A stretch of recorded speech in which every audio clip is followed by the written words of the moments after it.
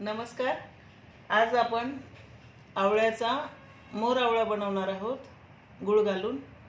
तर अंदाजे हे आवळे 1 किलो आहेत आणि यासाठी आपल्याला गुळ पण 1 किलो लागणार आहे. तर गुळ मी नंतर तुम्हाला दाखवते. आता हे आवळे स्वच्छ धुवून आणि स्वच्छ कपड्याने पुसून हे कोरडे करून घेतलेले आहेत आणि आता आपण हे किसून घेणार आहोत किसणीने. याच्यासाठी जाड किसणी घेतली तर चांगलं आहे, कारण बारीक किसणीने ते जास्त चिखलसारखं म्हणजे होतं. म्हणून मग जाड किसणी घ्या जर असेल तर.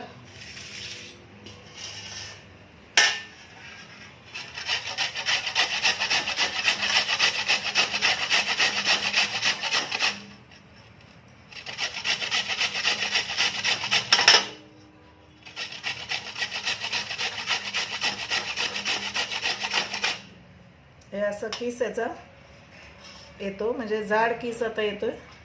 तर अशा प्रकारचं किस आपण करून ठेवायचं सगळ्या आवळ्यांचा.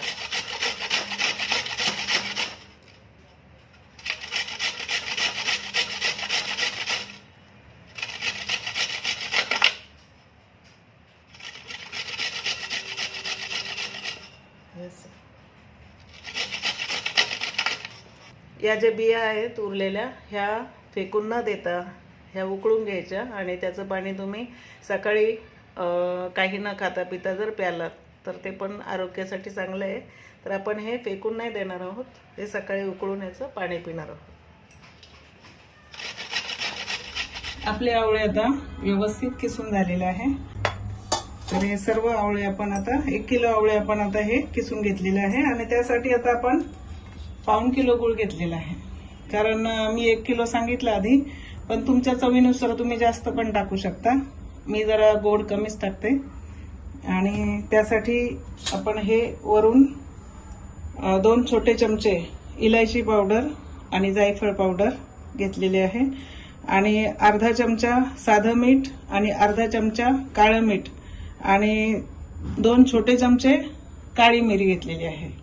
तर आपण आता हे करायला घेऊया. पहिलं आपण आता कढईमध्ये थोडंसं तूप टाकून घ्यायचंय.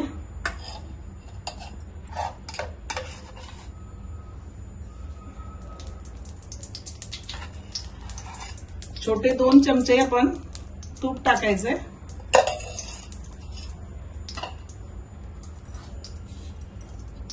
आणि त्यामध्ये आपण हे आवळ्याचा जो किस आहे तो टाकून घ्यायचा.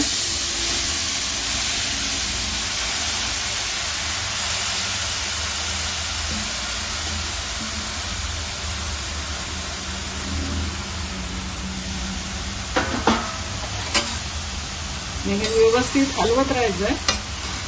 सुरुवातीला 1-2 मिनिट तुम्ही गॅस फास्ट ठेवू शकता, पण नंतर थोडंसं कमी करून व्यवस्थित ते शिजून घ्यायचं आहे. आपण तूप का टाकलं तर त्यामुळे आवळा जो आहे तो चिकट होत नाही, सुटसुटीत होतो म्हणून.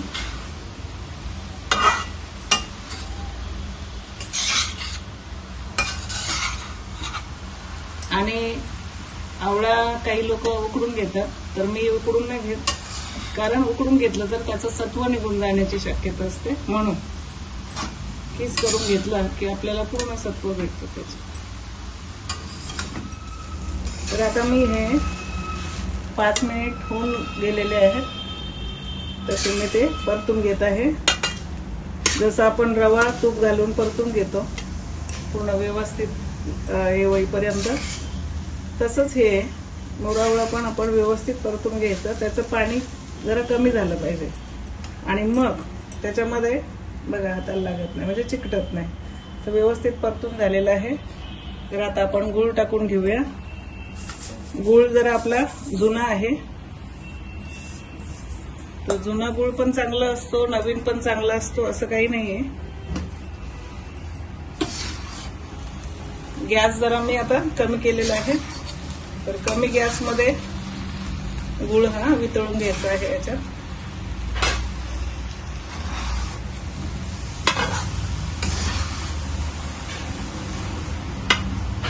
आणि आणि याच्यातच आपण आता हे जे मीठ आहे ते आपण टाकून घेणार आहोत आणि मिरी पावडर आणि सगळ्याच शेवटी पूर्ण झाल्यानंतर आपण हे इलायची आणि जायफळ टाकणार आहोत गॅस बंद केल्यानंतर.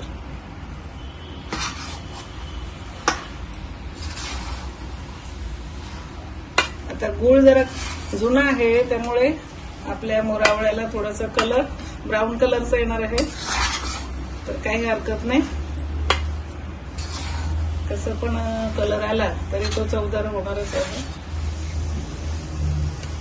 आणि कढई जी स्टीलची घेतलेली आहे ती यामुळे की अॅल्युमिनियमच्या कढईत आणि पितळाच्या कढईत किंवा लोखंडाच्या कढईत हा मोरावळा करायचा नाही, स्टीलच्या कढईतच करायचा.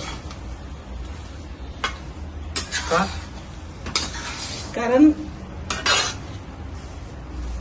ते आता जुन्या भाषेत त्याला कळकणं म्हणतात, तर ते कळकून जातं.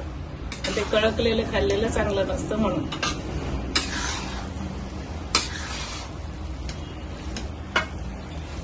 आता मी गॅस वाढवणार आहे.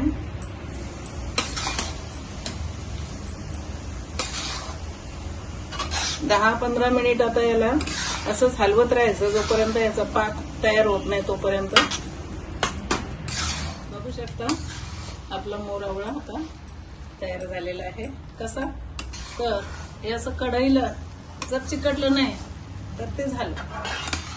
तरी पण आपली दुसरी एक परीक्षा म्हणजे इकडे हात लावायचं आणि इथे बघायचं. जर दोन्ही बोट जर एकमेकांना चिकटत असतील आणि एक जर तार होत असेल तर आपला मोरावळा तयार आहे. तर झालेला आहे. आपण गॅस बंद करूया आणि ही जी इलायची आणि जायफळ पावडर आहे ती आता टाकून देऊ. व्यवस्थित मिक्स करून घ्यायचे ते.